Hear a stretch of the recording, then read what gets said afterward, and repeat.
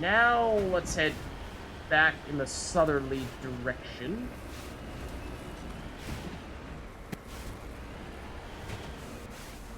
Okay, now this kind of screams Thresher Maw. This is pretty big and pretty flat, especially if you go more in that direction, like directly where our marker is pointing us. So brace yourselves for potential Thresher Maw appearance here. Just completely flat. I'm almost certain all the signs would point to it. I'm sitting on the edge of my seat. But perhaps not. And did we just so happen to skirt around the edge of where we would trigger its attention? Or is there truthfully no pressure there? I don't know. But color me a little bit suspicious. Now, this is similarly also extremely flat and open. Currently getting toward the edge of the map. There are some freshers on the very edges of the map. But anyways, so we've reached the southernmost area. So now what we're looking to do is basically start heading in that direction and start looping. So that means heading over here. Ooh, and we do find... Oh no, we did know this would bring us here. Okay, that was, in fact, one of the primary reasons why we went here first. Like this. Sure. Is this the same place we just were? It might have been.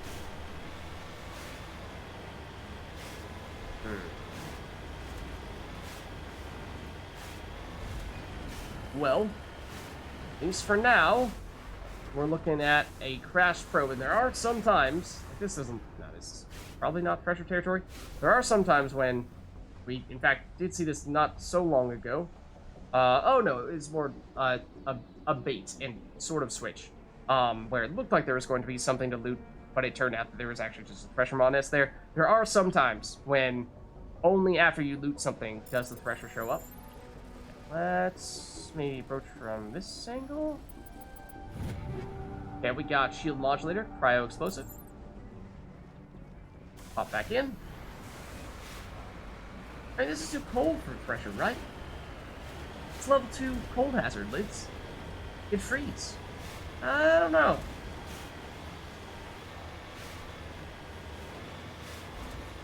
Well, here is the corner of the map. Now let's head back up and resume circling. This just looks completely empty.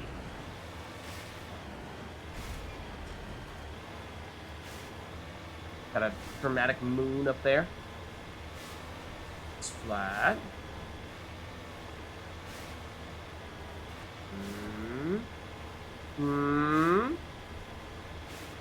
Anything? Anything at all?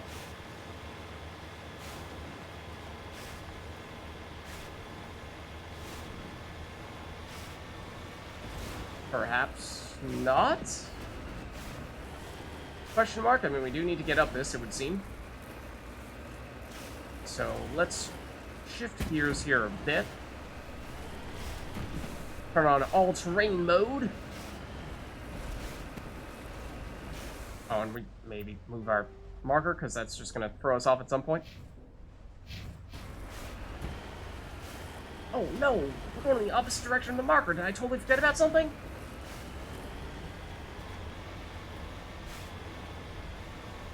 Yeah, it seems like that's just the general topography of this world, is that there are some large, mountainy, hilly areas, and then there are these valley areas in between. And numerous of them. Oh wow, we actually traversed that pretty quickly. Up to the northern edge already. Okay, so now let's start heading eastward. Continuing our journey along the perimeter.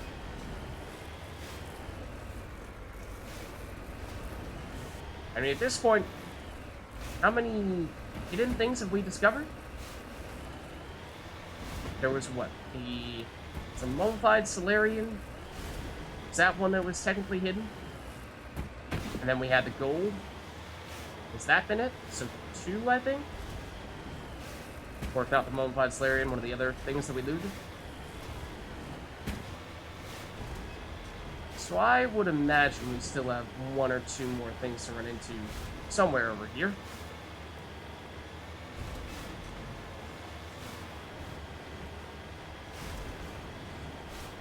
Try to take the slightly easier route here.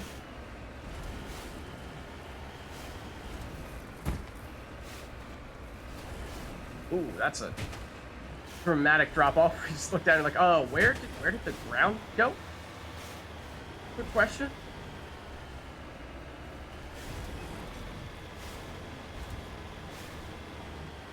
Here we go.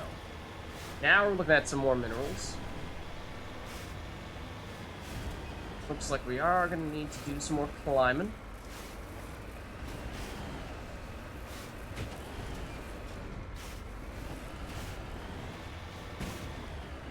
Looks like the moguls.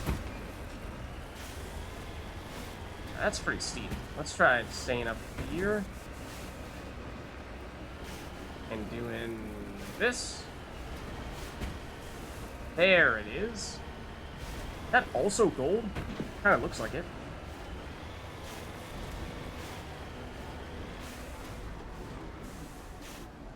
No, it's cobalt. Okay. False alarm.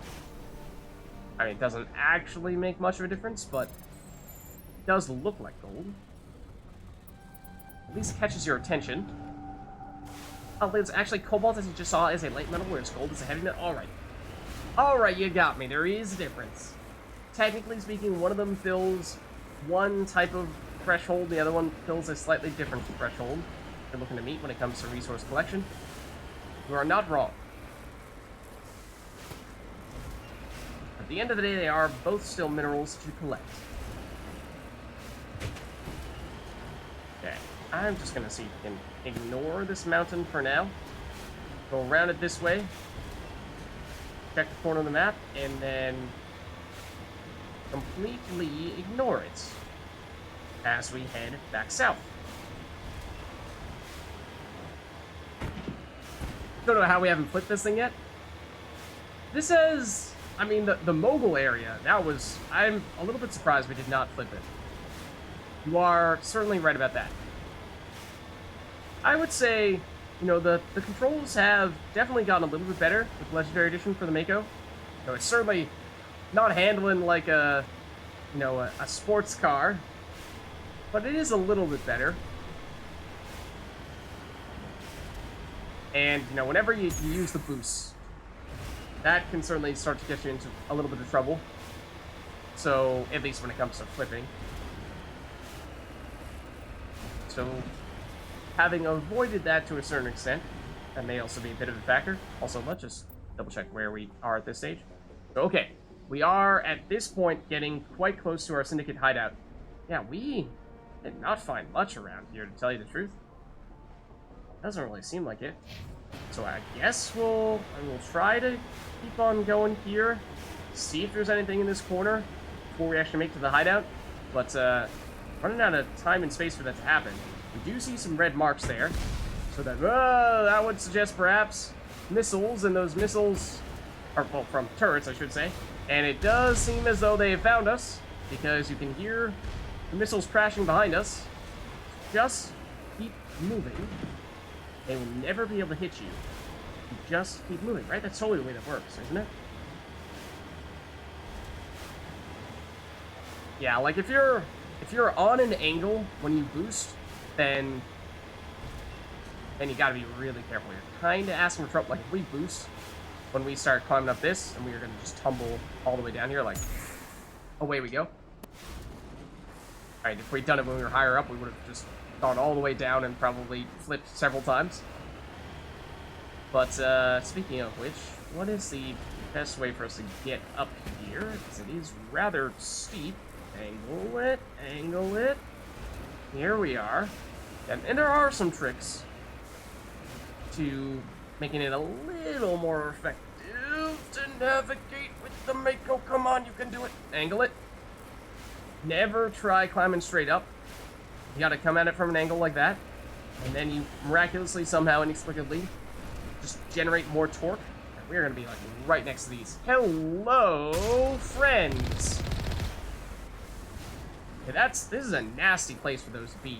There's really no place for us to take cover. Well, okay, also just trying to not immediately fall down, but at this point that is almost unavoidable. Hold on, shift the momentum, shift the momentum.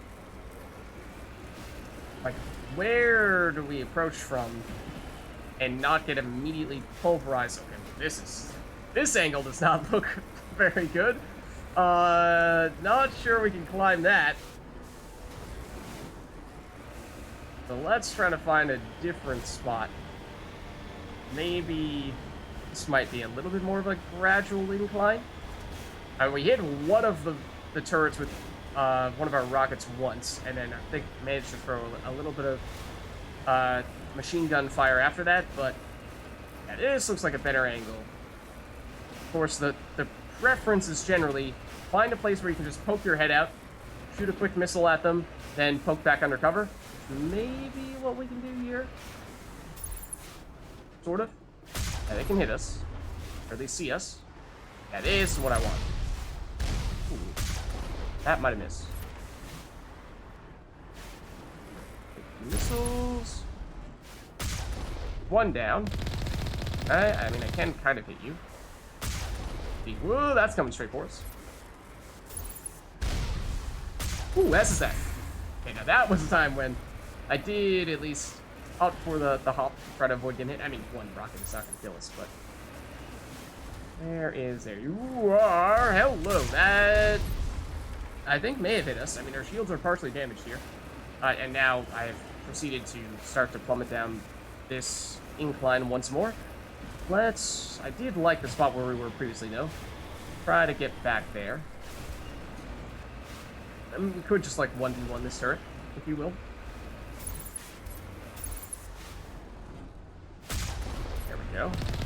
A little bit more damage on it. That should take it out. Ooh, just missed the missile. There we are. Okay, anyone else over here? I mean, you have all this stuff for cover, and yet you don't actually have any of your people out here. Let's save before we hop in here. And now let's do just that.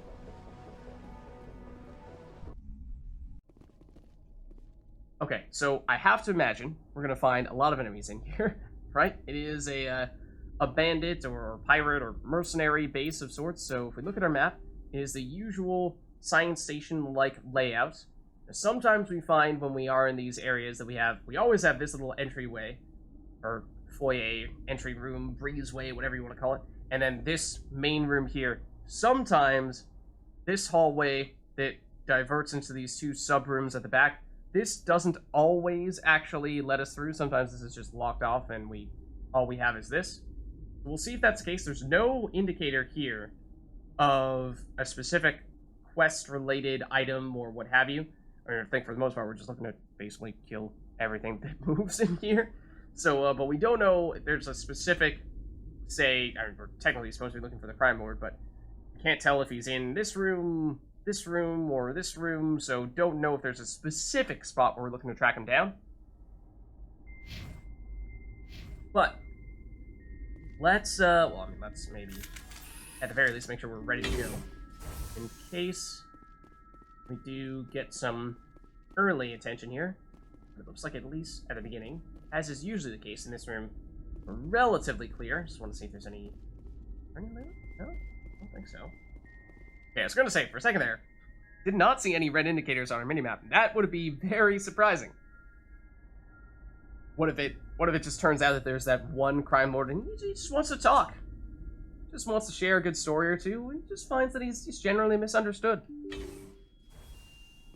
Okay, but no, I think we're going to find there are a lot more than just one... There is a lot more than just one enemy here. In fact, they are quite close to this door. They might all try to swarm us as soon as we do open it.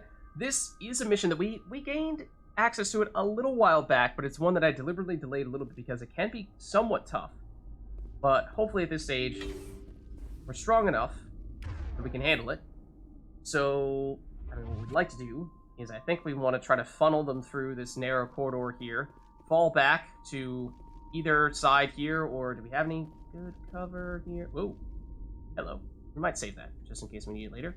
But yeah, we could potentially fall back as far as here, and try to pick them off as they come through here. That might be the play. Either way, I think we want to try to get their attention here and draw them out. In which case, I mean, we do typically like to do this with, oh, also, why is Liara using an assault rifle that she's not trained to use? That's kind of strange. Let's maybe take a quick look at our equipment here, just in case. We should be fine.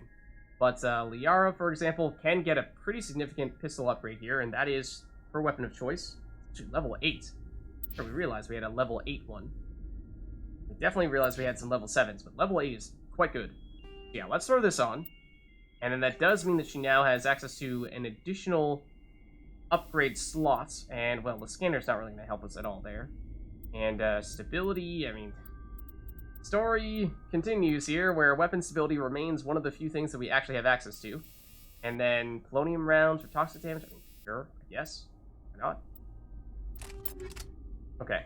And then we did also recently pick up some new, biotic amps and omni tools, so this, I think, is probably preferable for Liara because she only has one tech ability, so tech cooldown bonus doesn't do much for her. Might be best to just maximize the shields, and med recharge bonus, technically she does have a few things that can improve our first aid ability, although not really focusing on that. But anyways, if anyone is to use the logic arrest tool here, then I think perhaps it does make sense for it to be her. Then the biotic amp is more important because she is, of course, primarily a biotic, what with her being an adept. So yeah, and she is the starting biotic amp, so definitely looking to change that around. I mean, as things currently stand, looks like Unity 7 is our best one that we still have available. In some ways, you can make the case that it is worth taking whatever biotic amp we have on ourselves, assuming that it is a good one, and putting it on Liara instead, because she's definitely worth prioritizing for that, at least. She is the biotic specialist. Yeah, the armor is still not great, so yeah, she could definitely use some gear upgrades, I think. But let's take a look at Garrus. And for you, we were using you for the resistance, the environmental resistance on your armor, although we were saying that it's also perhaps your best armor anyway, so it may not have made much difference there. Potentially could go with Mercenary 6 now that we're inside, so of course the hazard is no longer relevant. That's a potential option, but I think we might stick with what you have. Let's look at the weapons, though. Wow, what? I was gonna say, level 7, worse than a level 4? But this is the lowest rarity manufacturer. And we do have... Casa is a good one. And this is still level 7, so this is definitely an upgrade. Can't shoot as many times before it overheats, which is definitely relevant for an assault rifle. But I think we probably take the sizable damage and accuracy upgrade, and we accept that, especially because it does come with an additional upgrade slot, which again, we just don't have great options for that. I mean, weapon stability is definitely, again, relevant for an assault rifle for sure. In some ways, you can make the case that perhaps it's best to take off what was a higher level version of that stability from Liara's upgrade and instead give it to Garrus here. But shotgun's not really relevant. I mean, we could throw a bad shotgun on just so that you have a slightly better one, but we're not trained on it, so it doesn't help us that much. Pistol, I mean, could use it. Sniper's the other big one for you. Then Punisher is just basically a much better version of what you currently have, so let's throw that on. Although Harpoon, actually, let me just check. Harpoon is the higher damage version. Just basically, do you prioritize damage with Harpoon, or do you prioritize going a little bit more with the having actually a few shots you can make with the sniper rifle before it overheats, which is a little strange. And accuracy, little bit better accuracy. Most of the damage. I do like maximizing damage on generally all of our weapons, and for sniper rifle in particular, does seem relevant. So you probably make that switch. And you don't have any upgrades at all on it? Not even an ammo? Now that's just wrong. Now I think we definitely want to prioritize pure damage with that. And at least on the ammo. Then, I mean, stability, I don't think it's actually that relevant for sniper rifles. I mean, maximize the damage. That is definitely going to overheat when he shoots it, but one shot, one kill, right? He'll be fine. He'll totally be fine. Okay. And then you also do have tech abilities. So that's just a better version of what you currently have. Alternatively, go with the shields. Yes. I mean, although you do have access to numerous tech abilities, we've definitely focused on the combat instead. So the cooldown, not that big of a factor for you, so you could make the case that perhaps going Logic Arrest is better, just for the additional shields. But we did just give you some more tech abilities recently, so sure, we'll try this out. Okay. So just give everyone a second to switch here, and now... Let's see, yeah, probably do want you to be on Assault Rifle Garrus rather than Sniper, because this is going to be relatively close quarters. And I think you're probably going to be our Sacrificial Land here. So let's have you go Shield Boost, and then... let's have you go Shield Boost. Let's have you go Shield Boost. Fine. Be that way. Go up there without a shield boost.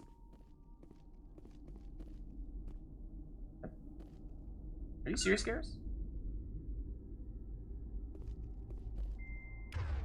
Have you gotten their attention yet? Something's in the way. How about over there? Certainly they see you now. Alright, now retreat. So, hopefully we can get the attention of numerous of them. Just have them all fall back here. And yes, I want to put the shield boost on so they wouldn't get completely annihilated when he did that. Are they moving at all? Do they just not care? Because it kind of looks like they don't care. I mean, there's one of them's moving a tiny bit, but they are not making the advance that I was hoping they would make. Oh, hello. Somebody's close. Here. This is an interesting shape to this base here. I mean, this is like... Ooh. What are you shooting at? There is somebody over here. There is somebody over here. Hello, there's somebody over here. Hold on. We're in Rogan, in fact. They can be quite tough. Yeah, there is this little gap here where people can theoretically get through. Yeah, now, okay, they're starting to come through this way. So, yeah, Krogan we want to keep at range, for sure. So, that means doing something to slow you down. Like, say, stasising you. Oh, getting flanked. They go through that little area there? Doesn't look like it right now. Are you dead? Are you just stasis when you fell down? I think you're dead. Surprised you didn't, like, disappear? You didn't apparate out of here? I think he's dead.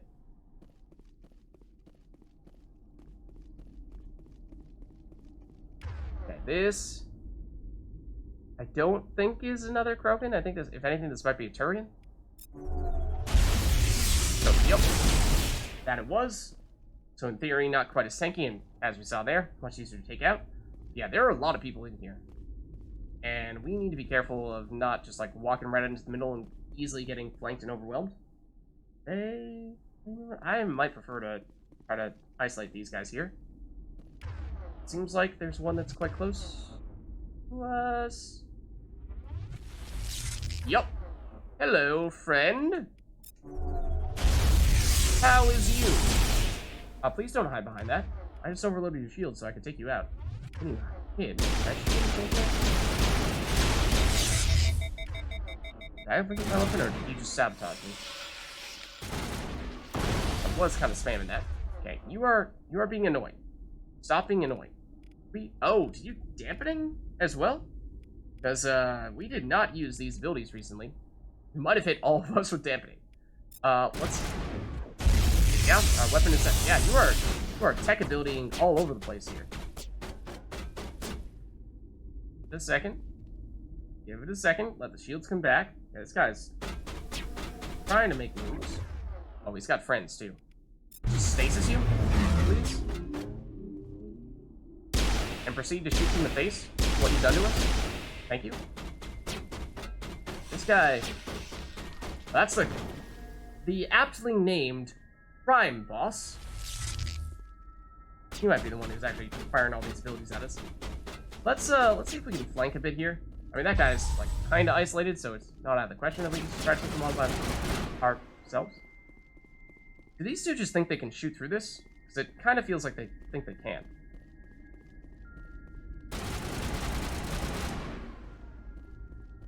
Okay, well, there's the crime boss, again. Well, we can stasis you. And that means we can shoot you in the face. So down he goes, and we did level up in the process, so that's certainly cool. And we've got, oh, what is this? That is a fire containment system that I don't particularly want to be standing next to right now. You are a sniper, which means you can hit us quite hard. Let's overload this. Try to have it not blow up on us. I don't think that killed him. He's not dead. And also this guy is trying to rush us down as a sniper, which is kind of strange, but whoa, we could either sabotage, we could throw, so I guess. Okay, he's dead. Just this guy here, who we can lift. Did he just shoot us while he was mid-flight? Excuse me. Crimelord defeated. Helena was right. These guys had quite the operation going. But that's all going to change. One down, just one more to go. Alright. Yeah, that was, I mean, they had a lot of them. And fortunately, for the most part, we were able to fight them one at a time. That definitely helped us out. What's this? Their little lunch table? There is an area back here that we can go through. Wasn't sure if that was going to be the case or not. Let's just take a look and see if there's anything for us to loot in here. It is quite a maze. There's at least metagel that we don't currently need, but we'll take it anyway because it's sterile and like the taste.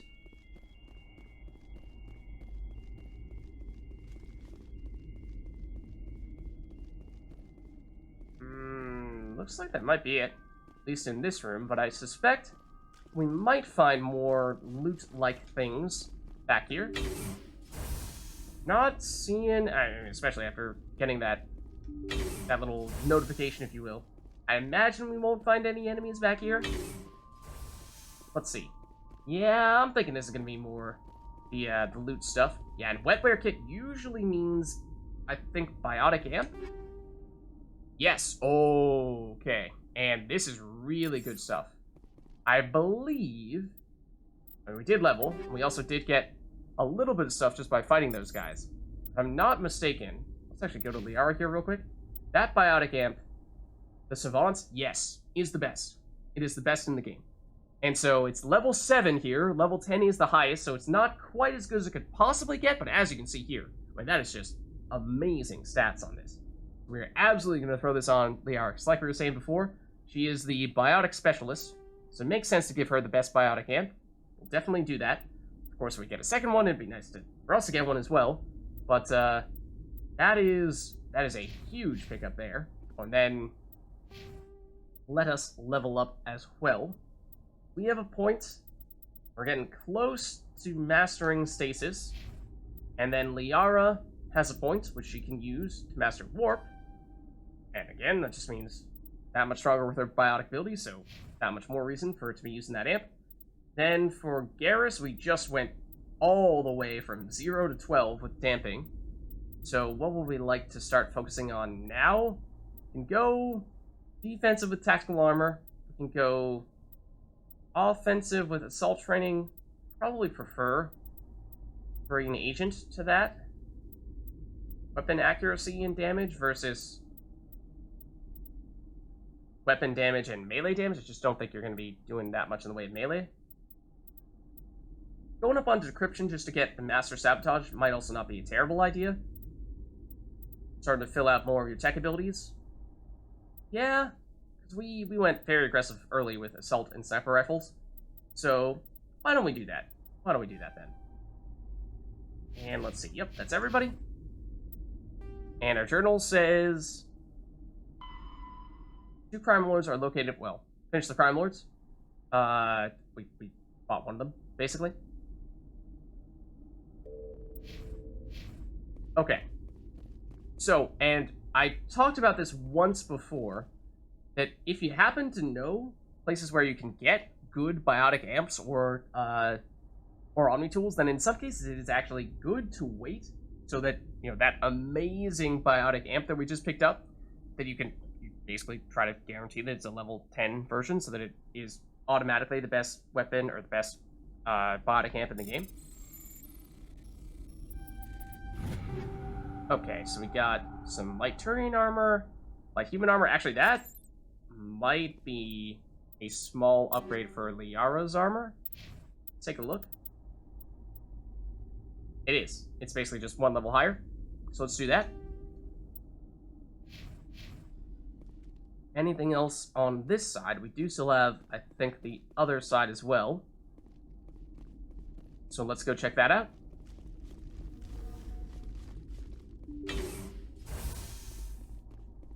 Okay, we've got malfunctioning object.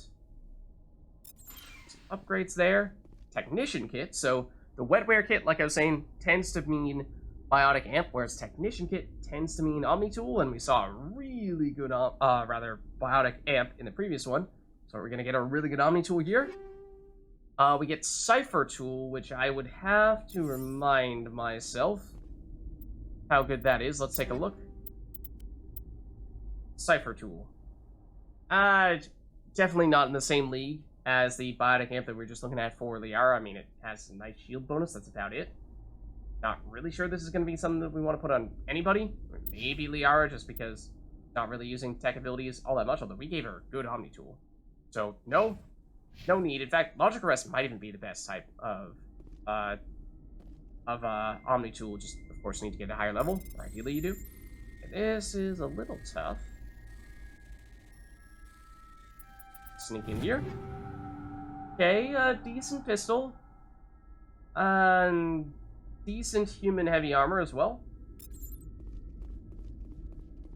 Then we've got medical kits are not super relevant, but we'll take them anyway.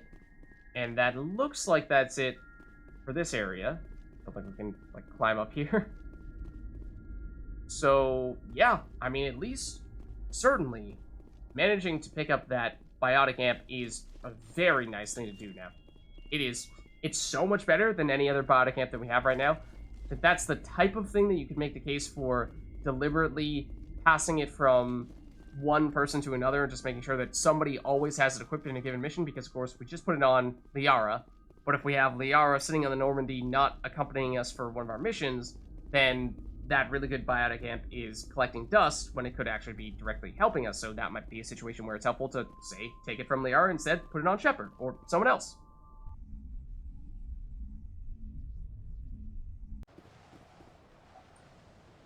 Okay, let's hop in the Mako, because of course we have a hazard here. So that was the base, the Syndicate hideout on this world, and I was expecting for us to run into more things happening here of the random encounter variety, but perhaps for whatever reason this is just a relatively quiet planet, because we did do a fairly thorough exploration. We did all the perimeter. We, of course, I think we started more or less in the middle, and then we went straight to this gold deposit here. We, like, may have missed a tiny bit over here in the middle-ish area where we did not go straight toward the gold deposit. But, other than that, I would think we've covered just about everything, so I think we probably do head up to Normandy.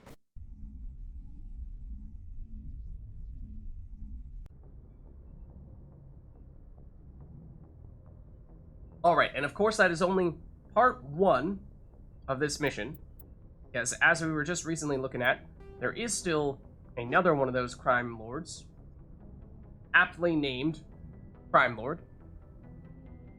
So let's see, that is Hostile Takeover, and so this one is in the pawn system, in theory. So let's go check it out.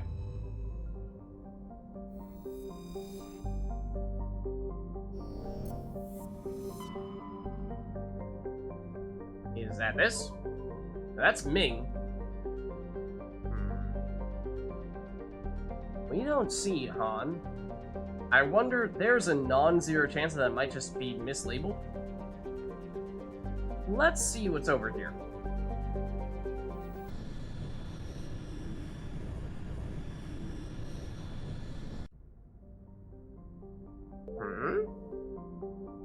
We've been here before?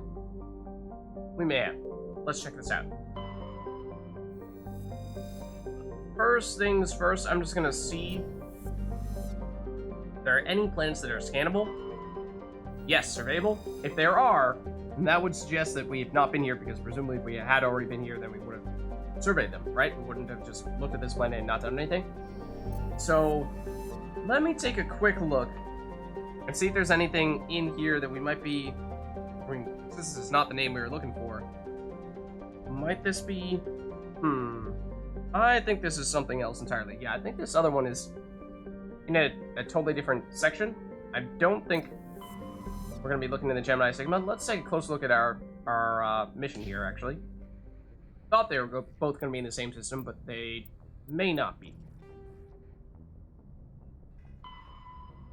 Let's see. Yeah, it's this system of the Hades Gamma cluster. I see. Hades Gamma is actually what we're looking for here. Okay.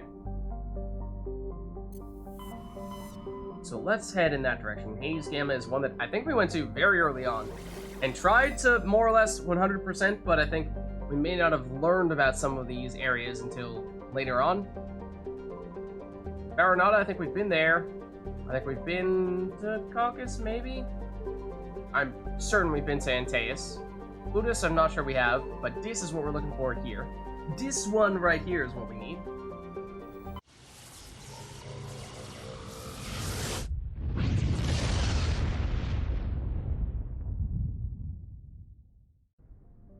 Okay, and let's see, we've got Jartar. Jartar is a terrestrial world with a trace atmosphere of krypton and xenon. The surface is hot and mainly composed of unremarkable silicates. Sorry, silicates, apparently you're unremarkable. Occasional deposits of aluminum, magnesium, and other light metals can be found. Jartar is noted for the discovery of the Leviathan of Dis, the apparent corpse of a genetically engineered living starship. The Leviathan was found in the bottom of a crater by a Batarian survey team and estimated to be nearly 1 billion years old. It disappeared after a visit to the system by a Batarian dreadnought 20 years ago. Since then, the Batarians have steadfastly denied that the Leviathan existed at all, and all the more vociferously when shown recordings of the corpse made by Solarian researchers. So that's an interesting one. This living starship, Leviathan of Dis, you say? Remember that. Remember that.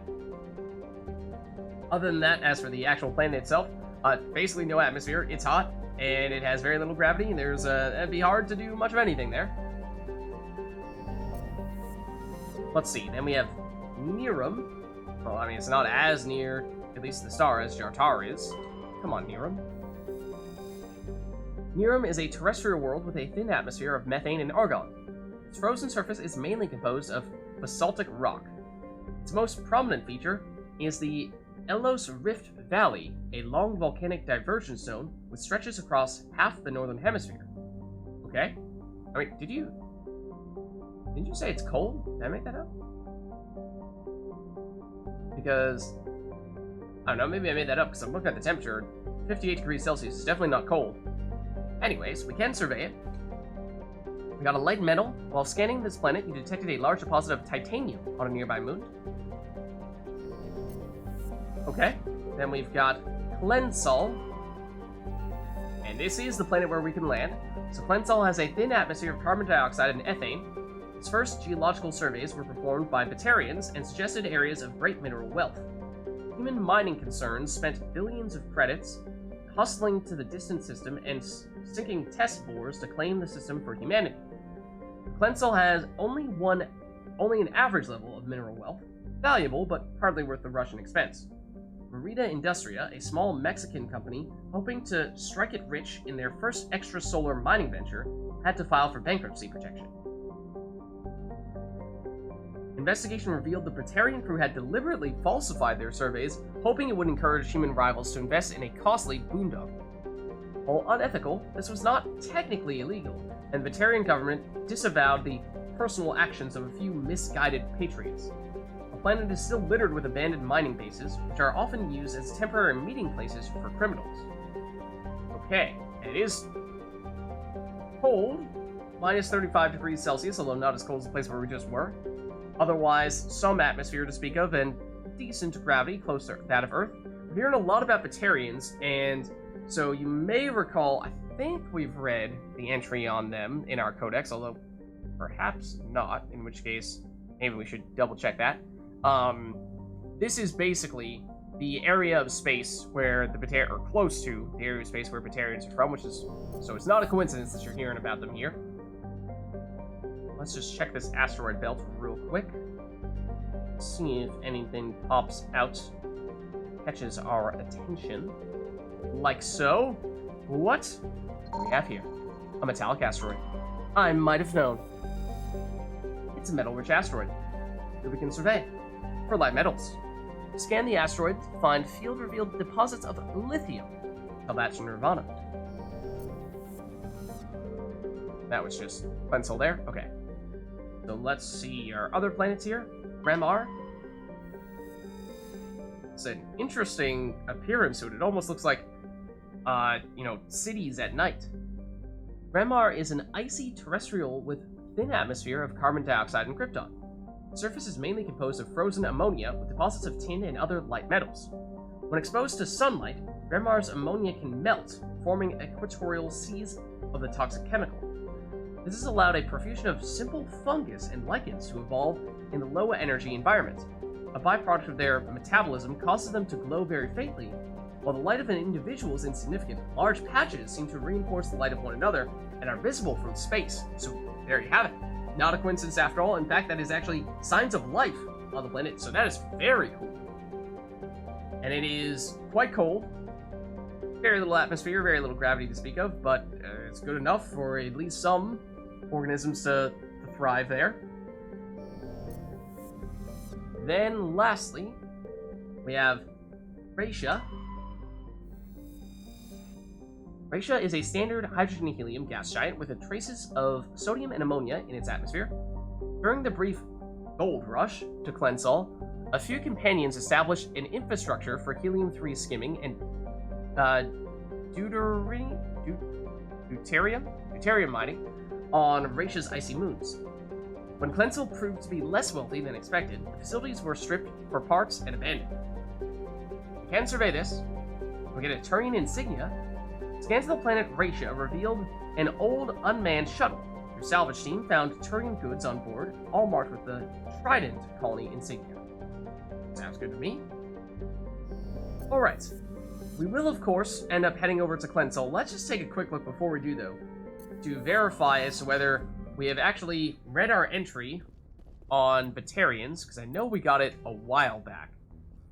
Let's see. So they are a non-council race, and there's nothing flashing there, which would suggest that perhaps we have. Let's just take a look at secondary to make sure. Non-council races. No. Not seeing them there. I think they're probably a primary entry, so I have to imagine we have, in that case, already read up on them, because I know we got it, because you get it from a conversation with Anderson relatively early on in the game, and you get an achievement for unlocking all of the codex entries of, which might be just all alien races as a whole, or at least council and non-council races, and we got it as soon as we had that conversation with Anderson, and so I know we had it at one point. It's not glowing now, which means we listened to it at some point, so ipso facto, we have definitely read about it before, / listened to it. So let's, in that case, make our move here. Clensal.